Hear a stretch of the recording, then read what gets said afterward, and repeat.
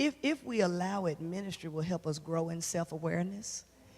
And one of the things that I've learned to do myself is interrogate myself, because I stay on the defensive because all my life I had to fight. I had to fight my brothers. I had to fight my sisters. God knows I love Harpo. Yes, I do, but I kill him dead.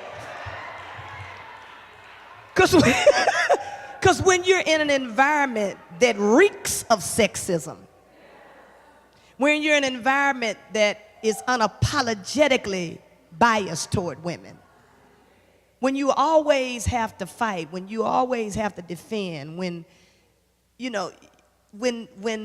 being a woman is problematic from the beginning, it's very easy to live in a mode of defense.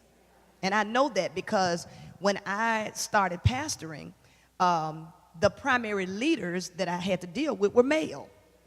And they did not respect me as a woman. First of all, they still wanted me to be little Gina, because I grew up in their church, and quite frankly, they really think women stupid.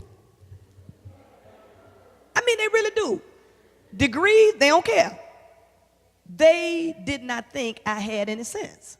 And so they were often very dismissive. There are many times they were very disrespectful. And I found myself always, emotionally in a posture of wanting to fight. I mean, even before they came, I was ready to fight them. I told you about that flow that I threw across that room. I got over it, but I was still ready to fight. Y'all ain't saying nothing.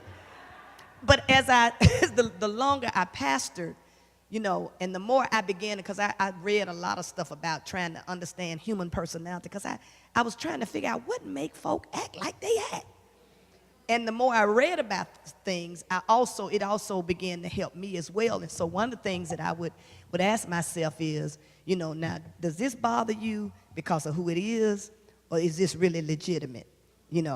Are you mad because you think they are challenging your authority, or is this really a legitimate situation? And sometimes the devil won, sometimes he didn't.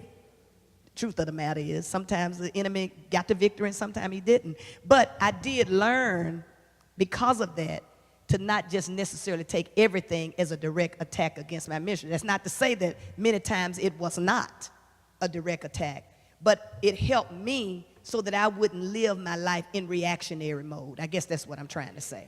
So that I would think things through, and sometimes not living in reactionary mode actually disarm them of their power.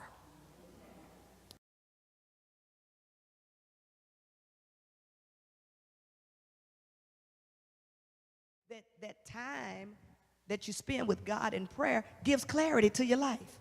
It gives clarity to the things that you ought to address. And then there are times that God just works stuff out. Before you know it, it's over.